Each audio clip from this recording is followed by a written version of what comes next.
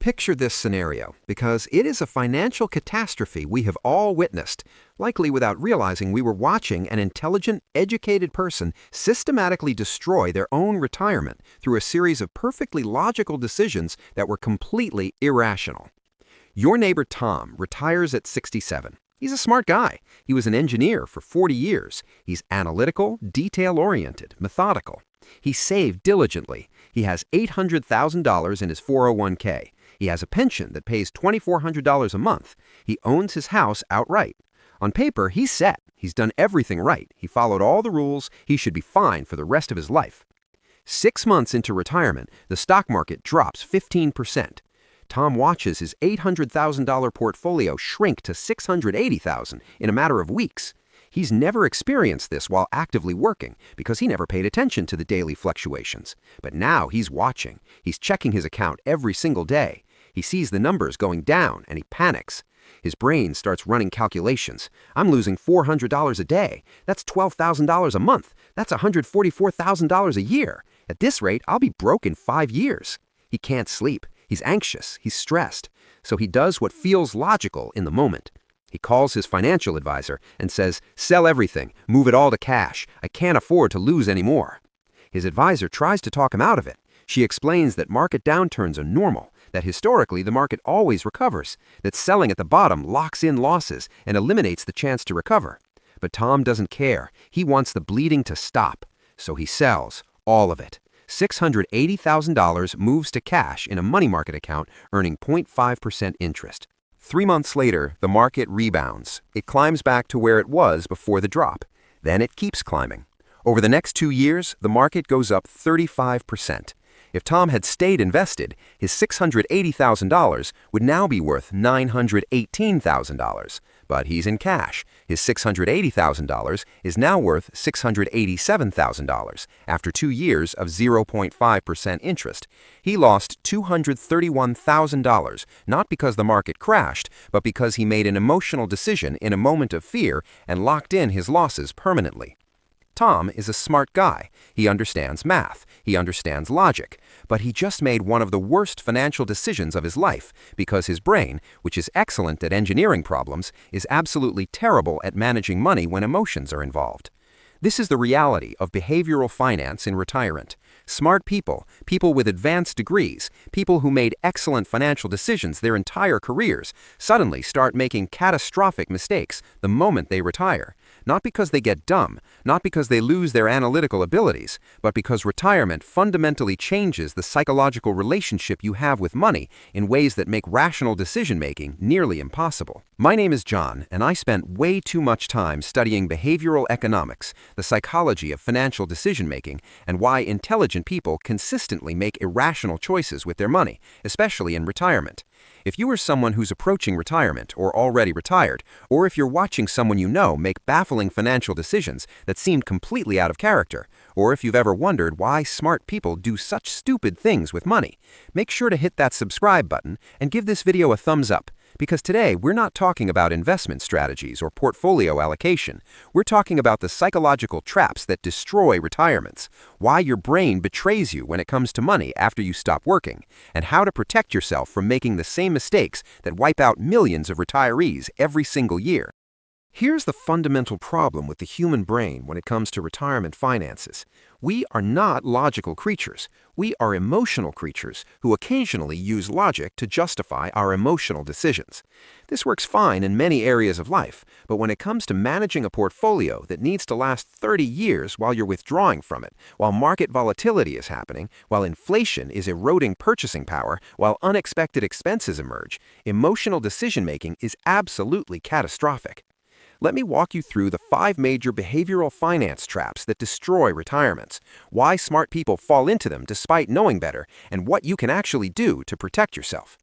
Trap number 1, loss aversion and the panic sell. This is what destroyed Tom's retirement in the opening example. Loss aversion is one of the most well-documented psychological biases in behavioral economics. It was identified by psychologists Daniel Kahneman and Amos Tversky, research that won Kahneman the Nobel Prize. The principle is simple. The pain of losing money is psychologically about twice as intense as the pleasure of gaining the same amount. Losing $10,000 hurts twice as much as gaining $10,000 feels good. During your working years, this bias doesn't destroy you because you're not paying attention to daily market fluctuations and you're not withdrawing from your portfolio. Your account goes down, you keep contributing, it goes back up, you don't care. But the moment you retire, everything changes. Now you're watching the account because this is your money, your survival, your only income source beyond Social Security and maybe a pension. And now you're withdrawing from it, watching the balance go down every month from withdrawals and potentially from market losses simultaneously. When the market drops 20%, your brain doesn't see a temporary fluctuation. It sees your survival being threatened. It sees your life savings evaporating. The emotional pain is so intense that you will do anything to make it stop, including making the exact wrong decision at the exact wrong time. You sell at the bottom because selling stops the psychological pain, even though it locks in the financial loss permanently. Here's what makes this even worse. The media amplifies the panic. CNBC runs headlines like, "Stock market crash wipes out $2 trillion." Financial news websites show red numbers everywhere. Your friends are panicking. Everyone's talking about the crash. Your brain is being flooded with fear signals from every direction. In that environment, staying calm and rational is nearly impossible, even if you intellectually understand that market crashes are normal and temporary. The solution to this trap is to create what I call psychological circuit breakers. Before you retire, while you're still thinking clearly, you write down your rules. If the market drops more than 15%, I will not look at my account for 30 days. I will not make any changes to my portfolio. I will not call my financial advisor to make trades. I will wait. You write this down. You sign it. You give a copy to your spouse or a trusted friend who will hold you accountable. Because in the moment of panic, you need pre-made decisions that override your emotional brain. Trap number 2, recency bias and the timing disaster. Recency bias is the tendency to believe that what happened recently will continue to happen indefinitely. If the market has been going up for 3 years, your brain assumes it will keep going up forever.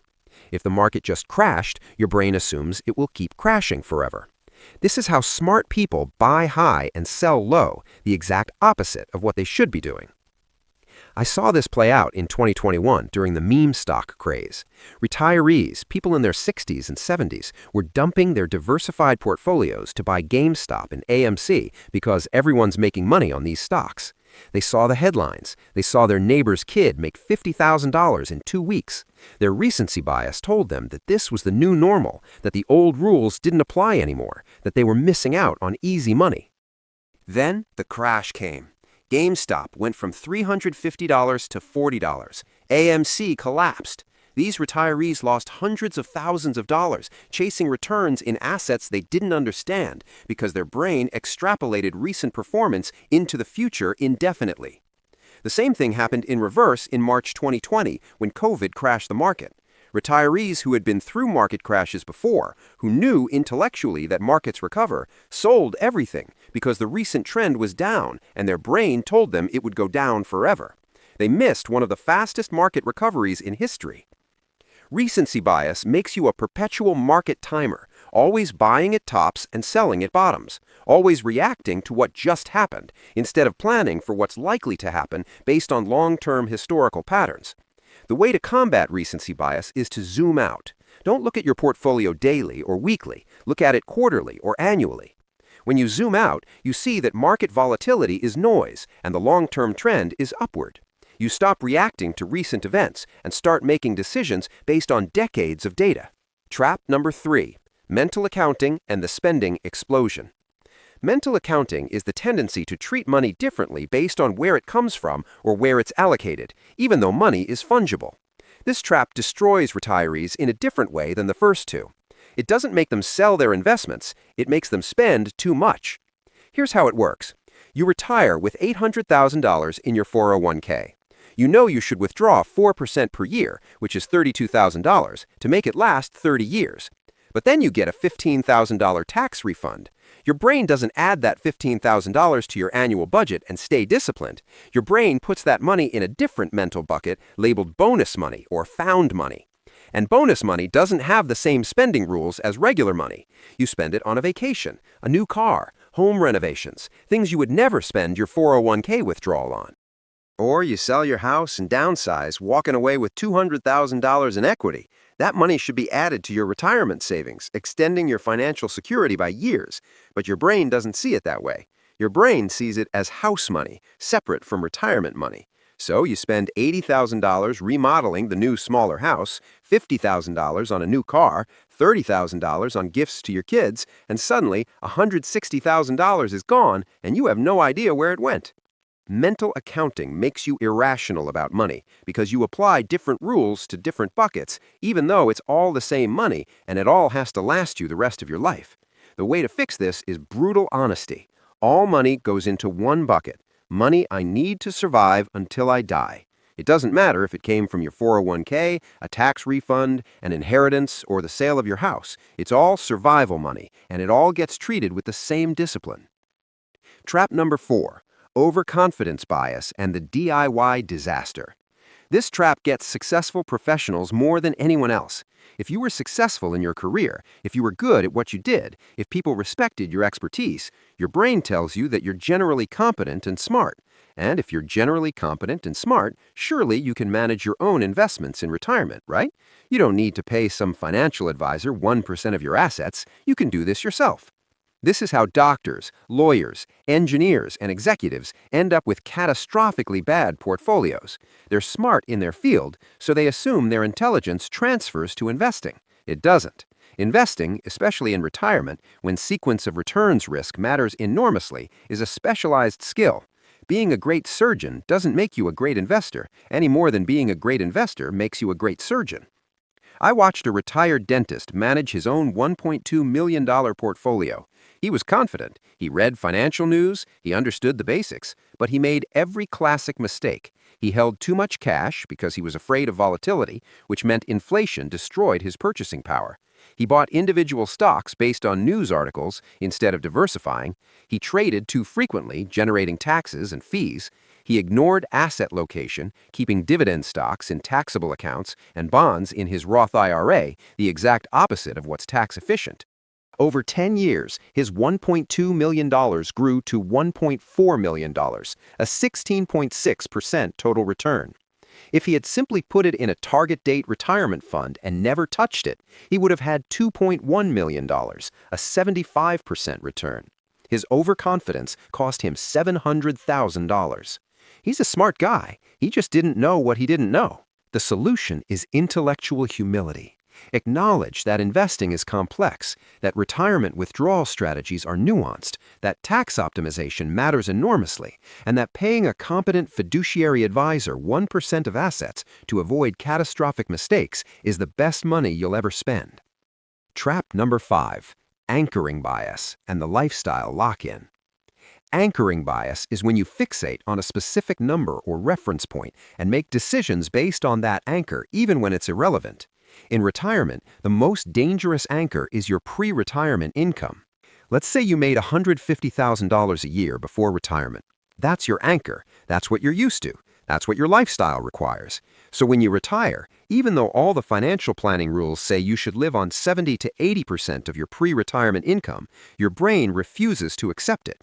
You can't imagine living on $105,000 or $120,000. That feels like deprivation. That feels like going backwards. So you keep spending $150,000 or close to it, withdrawing more from your portfolio than it can sustain, and you don't realize you're on a path to running out of money until it's too late. I saw this destroy a couple who retired with $900,000 in savings. Their pre-retirement income was $180,000 combined. They couldn't possibly live on less than $150,000 in retirement. The safe withdrawal rate on $900,000 is $36,000 per year at 4%.